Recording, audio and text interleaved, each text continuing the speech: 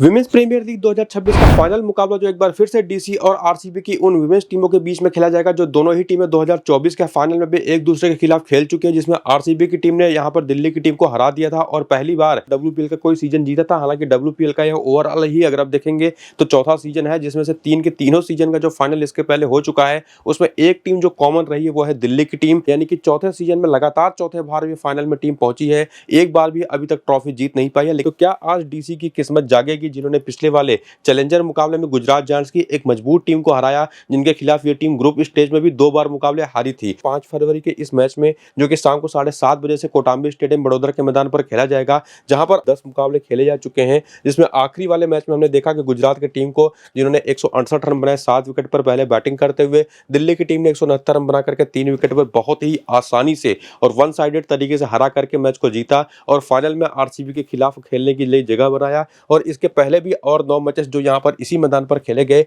उन सभी मैचेस के डेट एंड टाइम के साथ साथ आप स्कोर कार्ड तो यहाँ पर देख ही सकते हैं, जिसमें रिजल्ट जो ओवरऑल जाकर के देखेंगे निकल करके आया कि 5 बार पहले बैटिंग करने वाली टीम जीती, 5 बार बैटिंग सेकंड करने वाली टीम जीती। जो टोटल 10 मुकाबले यहाँ पर खेले गए, जहां पर स्पिन को 57 विकेटें मिली तो तेज गेंदबाजों को भी यहाँ पर 63 विकेटें मिली, जो कि विमेंस क्रिकेट में ओवरऑल अगर आप देखेंगे तो ज्यादातर होता ऐसा है नहीं, क्योंकि अगर आप देखेंगे तो नेक टू नेक तो है ही स्पिन और पेस की विकेटें, लेकिन स्पिन की विकेटें अगर आप देखेंगे तो पेस से थोड़ी सी कम है। और जैसा मैंने आपको बताया कि ऐसा विमेंस क्रिकेट में ज्यादातर होता नहीं, इसका साफ साफ मतलब है कि स्पिनर्स के लिए यहाँ पर हेल्प तो है, लेकिन उतनी भी नहीं कि पेसर से ज्यादा उनको विकेटें मिले। एक्चुअली पेसर्स को भी यहाँ पर विकेटें मिल रही हैं और इन 57 में से अगर आप देखें तो स्पिन को 27 विकेटें पहली इनिंग में, 30 विकेटें सेकंड इनिंग में, जबकि तेज गेंदबाजों को 63 विकेटें जो मिली हैं उसमें से 39 विकेटें पहली इनिंग में मिल चुकी है, जबकि 24 विकेट केवल सेकंड इनिंग में, जो दिखाता है स्पिन को दोनों इनिंग्स में विकेटें मिली हैं। लेकिन वहीं पर पेसर्स की बात करें तो पहली इनिंग में ज्यादा डोमिनेट करती हैं, जिसमें एक और फैक्टर आता है ड्यू का। लेकिन चूंकि ये काली मिट्टी की पिच है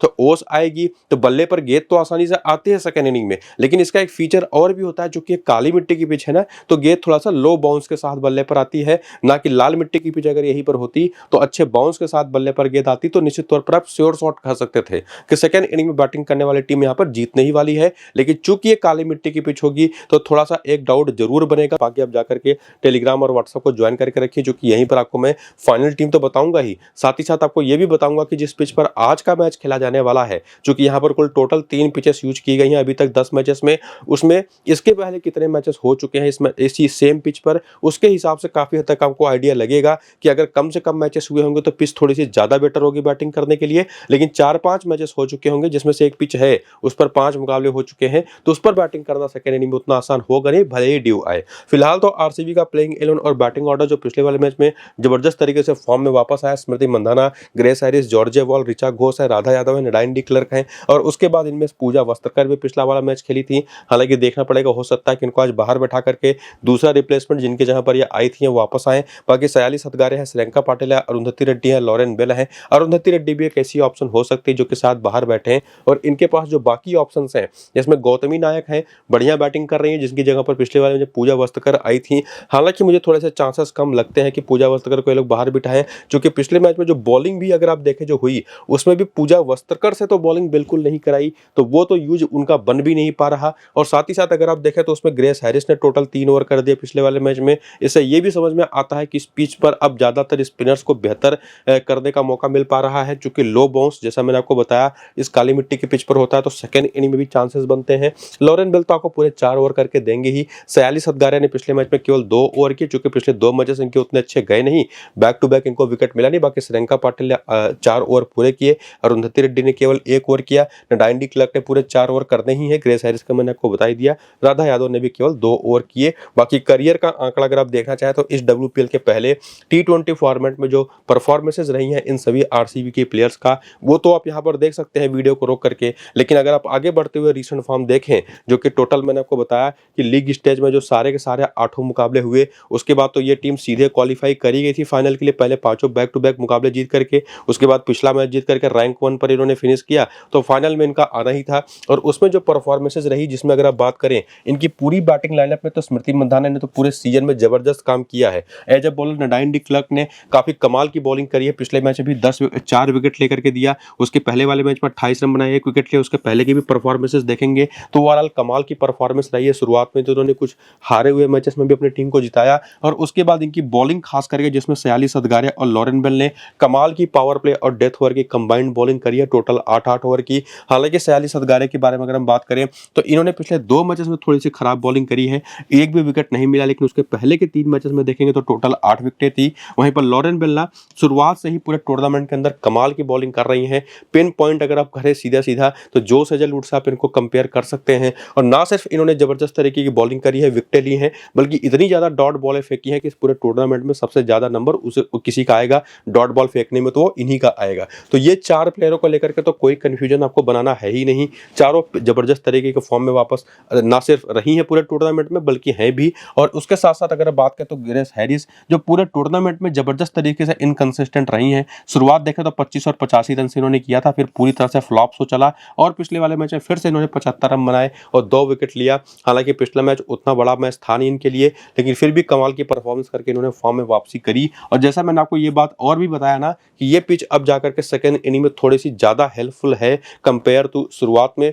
जहां पर ओस आती जरूर है, लेकिन काली मिट्टी होने की वजह से गेंद थोड़ा सा लो बाउंस के साथ बल्ले पर आती है, तो इनकी ऑफ स्पिन बॉलिंग भी काफी यूजफुल रहेगी। हालांकि जॉर्जिया वॉल की बात करें तो इन्होंने शुरुआत तो अच्छी करी थी टूर्नामेंट के, लेकिन उसके बाद के पिछले 3-4 मुकाबलों में कुछ खास कमाल कर नहीं पाई है। उसके बाद आती है ऋचा घोष, ये तो उसी तरीके की प्लेयर हैं जैसे Smriti Mandhana, Nadine de Klerk, Sayali Satghare, Lauren Bell हैं। जबरदस्त तरीके की बैटिंग परफॉर्मेंस पूरे टूर्नामेंट के अंदर इनकी रही है। इवन ये एक 90 रन की बड़ी कमाल की पारी सेकंड लास्ट मैच में इन्होंने खेली थी। तो ओवरऑल अगर आप देखें, और उसी में श्रीलंका पाटिल भी आती है जिन्होंने लगातार बढ़िया बॉलिंग करी है। हालांकि पिछले 4 मैचेस में देखेंगे तो 3 ही विकेटें हैं, विकेट निकालने के मामले में थोड़ा सा पीछे रह जाती हैं। लेकिन अगर आप देखें पुल मिला जुला करके तो ये तो 6 बेस्ट ऑप्शन जिनके नाम के आगे टिक मार्क लगे हुए हैं वो आपके सामने आ जाती हैं। लेकिन अगर आप थोड़ा सा रिस्क ले सकते हैं तो ग्रेस हैरिस को ड्रॉप करके आप श्रीलंका पाटिल को भी ट्राई कर सकते हैं। और बाकी जो ऑप्शंस हैं, चाहे वो जॉर्जिया वॉल हो, राधा यादव हो, पूजा वस्त्रकर हो, अरुंधति रेड्डी हो, ये कुछ ट्रम्प टाइप की ऑप्शंस आपके लिए बन जाती हैं। जो अगर आप मल्टी टीमों वाला कोई कॉन्टेस्ट खेल रहे हैं तो उसमें आप जाकर के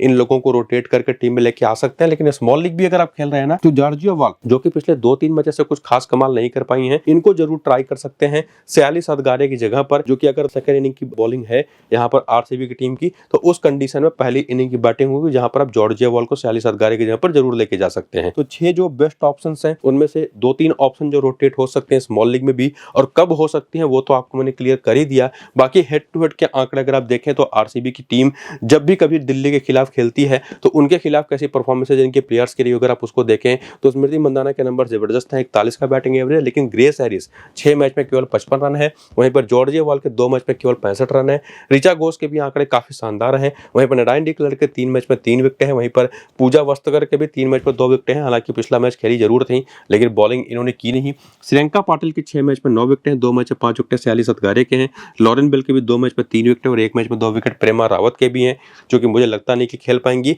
लेकिन वहीं पर अगर आप वेन्यू के आंकड़े मिला दें तो उसमें निश्चित तौर पर वही सारी प्लेयर्स जिसमें स्मृति मंधाना आ जाती हैं, ऋचा घोष आ जाती हैं, स्टैट्स के बेसिस पर मैं कह रहा हूं, उसमें नडाइन डी क्लर्क आ जाती हैं, सयाली सदगारे, श्रीलंका पाटिल और साथ ही साथ लॉरेन बेल, जिसमें से श्रीलंका पाटिल के आंकड़े भी थोड़े से बिलो द एवरेज ही हैं। वही सारे इंडिकेशंस आपको यहाँ से भी मिलते हैं जो आपको मैंने पीछे रीसेंट फॉर्म के टाइम पर बताया था कि ग्रेस हैरिस या निश्चित तौर पर श्रीलंका पाटिल में से किसी एक को आप ट्राई करिए। कितना ज्यादा आप रिस्क लेना चाहते हैं आप पर डिपेंड करेगा। बाकी सेकेंड इनिंग की बॉलिंग अगर है आरसीबी की तो या तो जॉर्जिया वॉल को या तो सयाली सदगारे में से किसी एक को अगर आपको लेना हो तो निश्चित तौर पर सेकेंड इनिंग की बॉलिंग अगर आरसीबी की है तो पहली इनिंग की बैटिंग होगी, उस कंडीशन में आप जॉर्जिया वॉल को लेके जा सकते हैं। तो इस तरह से टीम अपने आप को बनानी होगी। बाकी प्लेयर बैटल अगर आप देखें तो मारियान काप एक ऐसी बॉलर हैं सामने दिल्ली की टीम में जो जबरदस्त तरीके से परेशान करती रही हैं इस पूरी की पूरी बैटिंग लाइनअप को जो आरसीबी के पास है। चाहे आप स्मृति मंदाना की बात कर लें, ग्रेस हैरिस की बात कर लें, डिलन हेमलता की बात कर लें। डिलन हेमलता ने तो मारियान काप की 27 गेंद पर 24 रन बनाए, 4 बार आउट हुई हैं।